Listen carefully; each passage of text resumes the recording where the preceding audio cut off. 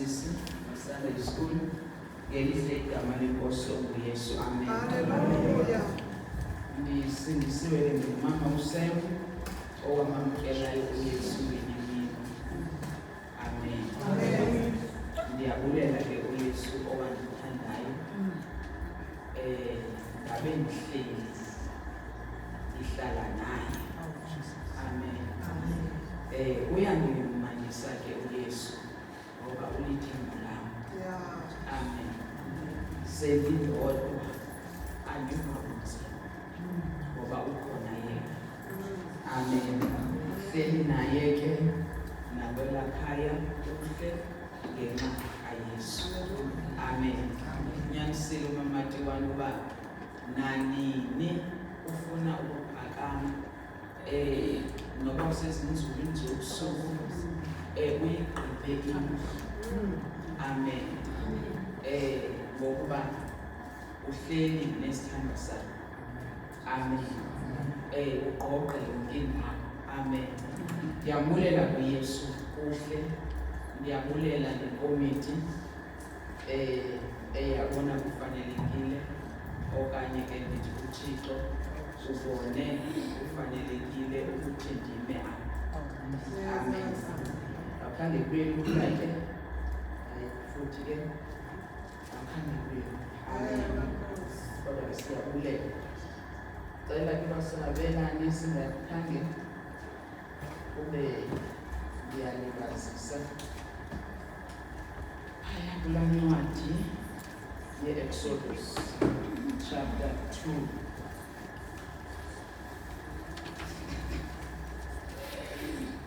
Soqala phaya ku-verse 1 to 9. What Exodus? Chapter 2, verse 1. Waphuma umfo wendlu kaLevi, wazeka intombi yakwaLevi, wamitha umfazi lowo, wazala unyana, wambona ukuba mhle, umfihla inyanga ezintathu. Wathi akuba engasenakho ukumfihla, wamthabathela umkhombe wemikhanzi, wawutyabeka ngebitomeni netywini, wamfaka kuwo umntwana, wawubeka engcoteni elunxwemeni lomlambo.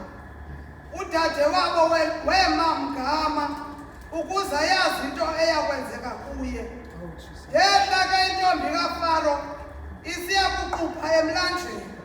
Baye bakhonzazana bayo behamba ngasecaleni lomlambo. Yabona umkhombe engcotyeni phakathi. Yathuma umkhonzazana wayo ukuba aye kuwuthabatha.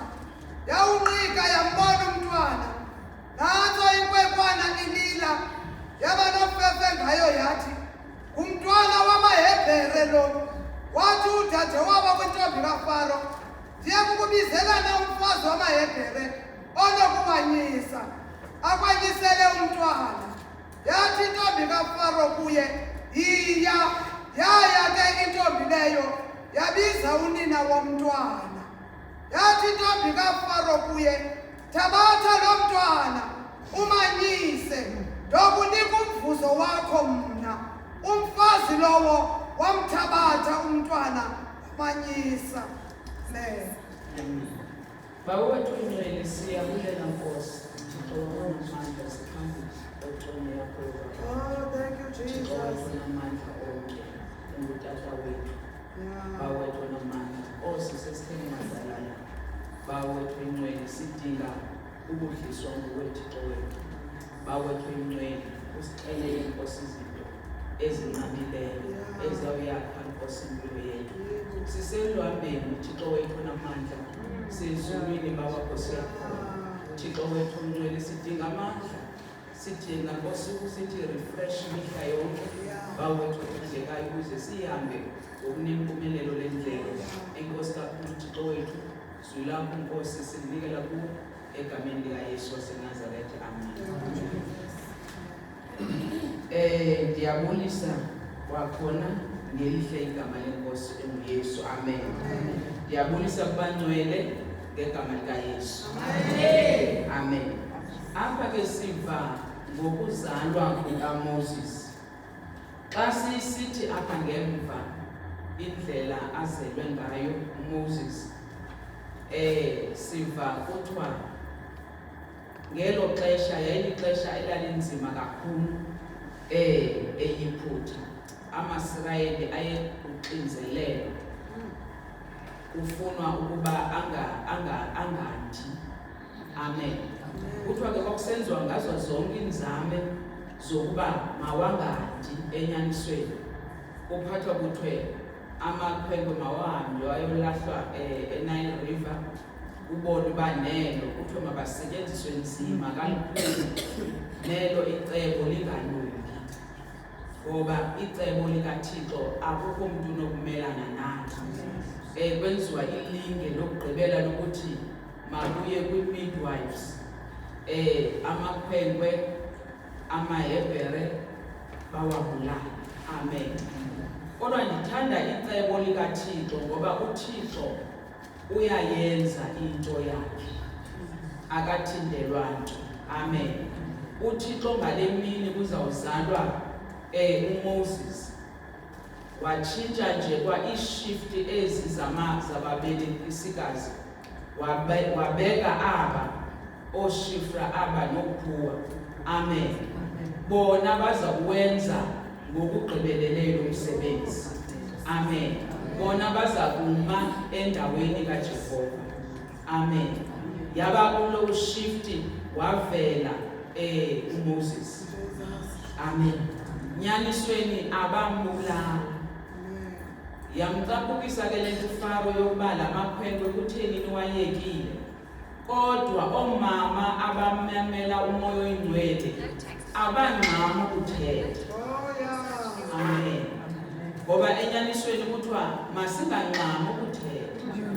Masingabi ngabantu abathethayo ngoba uzode ubhude. Amen. Uzode uthethe into okungafanelanga kuyithetha. Amen. Bamamela umoya oyingcwele ba uzawuthini ukubacebisa ngoba umoya oyingcwele ungumcebisi wethu. Nyanisweni wathetha umoya oyingcwele ukuthi amaHebherekazi wona amelele kunamaYiphuthakazi.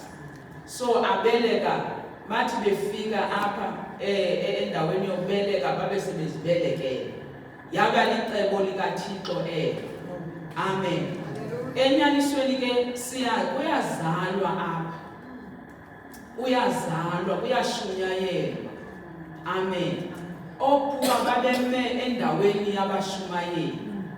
Bashumayela kwavela umntwana. Amen. Nalapha kuyashunyayelwa, open air bayenzile. Amen. Azalwe ozalwayo. Amen. Bagqibe abashumayeli. Udinge ke ngoku omama. Udinge abalandelayo, noba singabomama, udinge abalandelayo ukuzelwe. Amen. Next step ke ngoku njengomama kaMoses uphumule esibhedlele, uhleli nomntwana wakhe ekhaya. Amen. Kuthiwa lo mntwana wayemhle ngolona hlobo elungumtsalane. Amen. Kuthiwa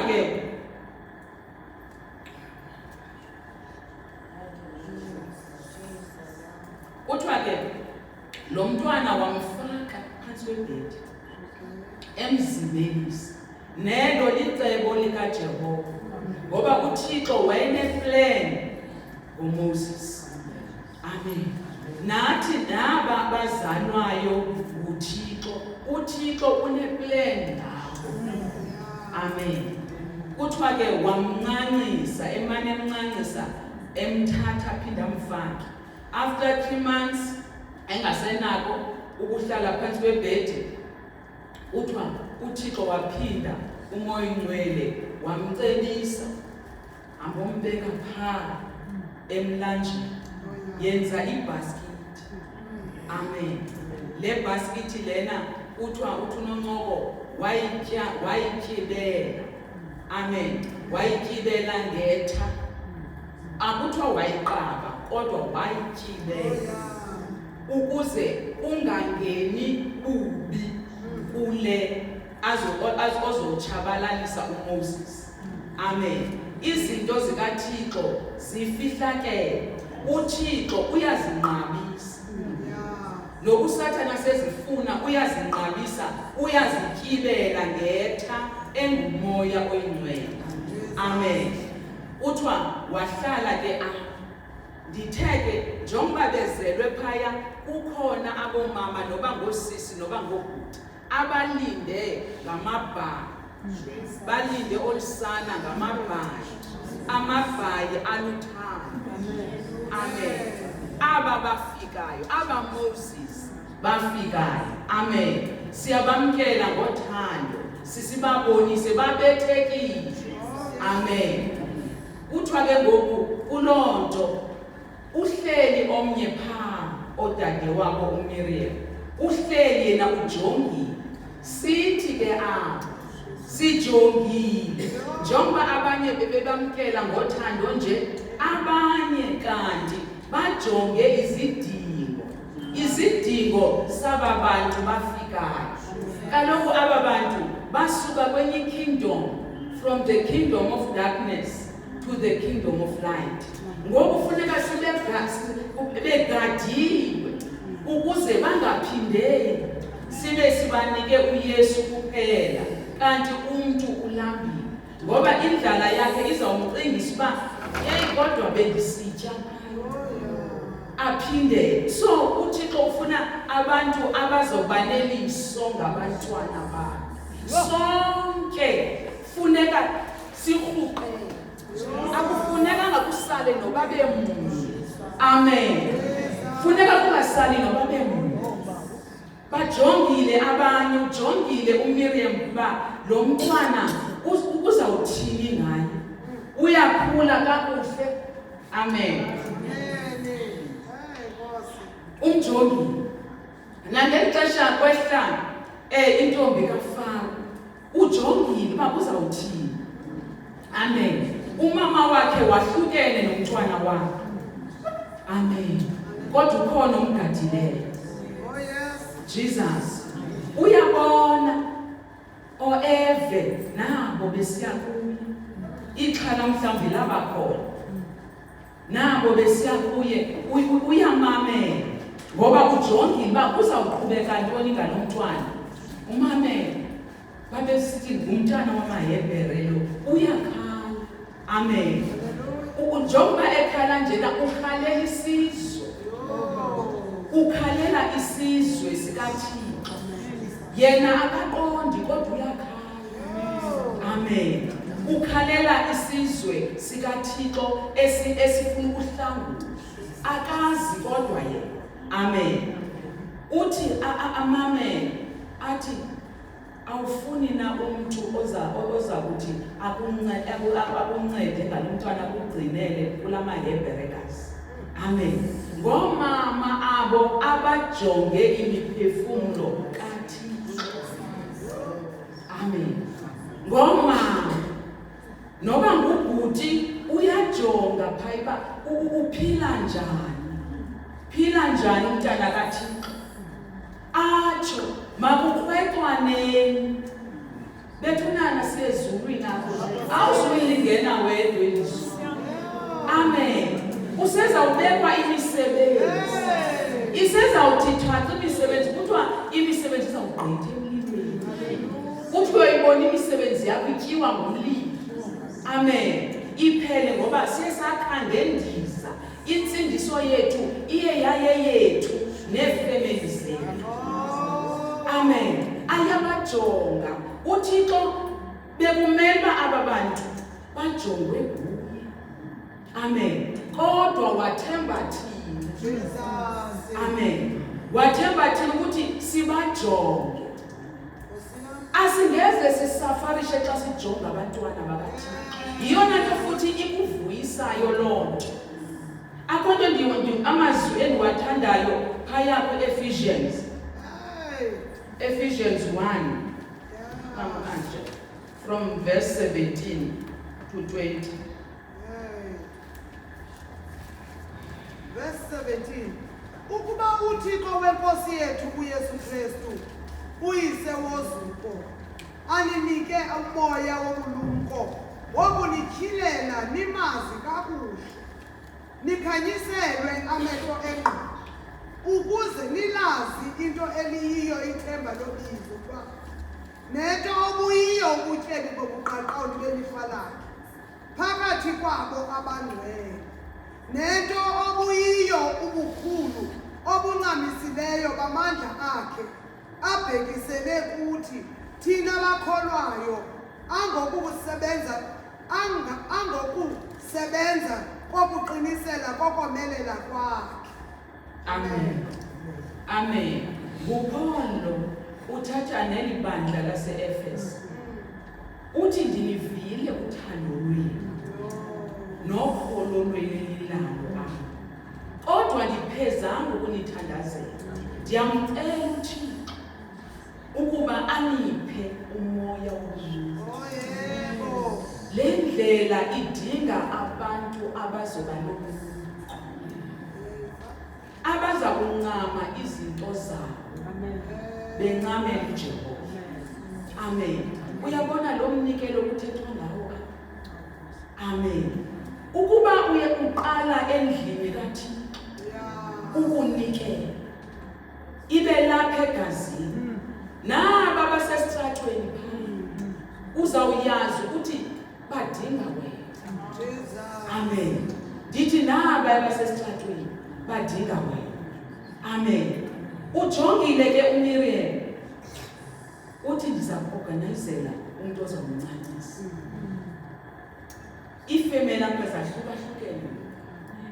Uyedwa umama phaya, umntana uyedwa apha, uMiriam uphaya. Amen. Uthi le nkosazana ndincancisa, uthi ndindijongele lo mntwana ndiyakuhlawula ngalonto. Amen. Udityaniswa ngoku sibona ii-families ziphinda zihlangana ngecebo likaThixo. Amen. Kaloku uMoses iyacaca uba ebesemkile ngoku ezayokhuliselwa ngaphandle komama wakhe. Kodwa uThixo umdali kwezinto zonke waphinda wenza icebo lokuba badibane futhi ancanciswe ngalamabele uThixo afuna ancanciswe ngawo. Amen. Lamabele anobunqwane azakwenza ukuthi uMoses lo abe strong.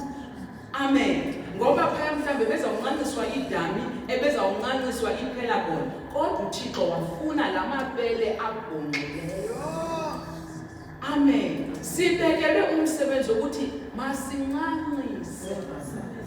Sithi abafuneka bebhonqe amabele wokuncancisa abantwana bakaThixo.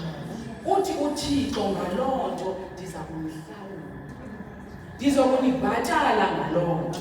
Ithi le ndawo xa ithetha le ndawo uthi ndiyamcela uThixo ukuthi niweve amandla akhe ongamileyo ngakulo, songanyelwe.